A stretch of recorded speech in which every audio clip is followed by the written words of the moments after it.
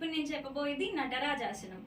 నటరాజ అంటే శివుడు. అసలు ఈ ఆసనంకి శివుడి పేరు ఎందుకు వచ్చింది, దీని ప్రత్యేకత ఏంటి, దీని వెనకాల ఉన్న కథ ఏంటి?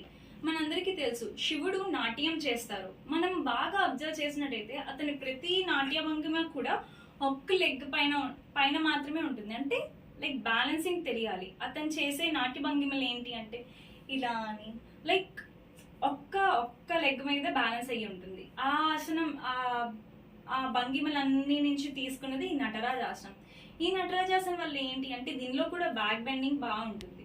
దీనివల్ల మనకి స్పైన్ రిలేటెడ్ ప్రాబ్లమ్స్ రావు, బ్యాక్ పెయిన్స్ రావు, ఏం రావు. అండ్ కాన్సన్ట్రేషన్ పెరుగుతుంది. ముఖ్యంగా ఏ యోగాసనం వల్ల అయినా మనకి కాన్సన్ట్రేషన్ పెరుగుతుంది. మనం కాన్సన్ట్రేషన్ మళ్ళింది అంటే ఆసనం కూడా పోయింది అని అర్థం. దీనివల్ల అయితే కాన్సన్ట్రేషన్ బాగా పెరుగుతుంది.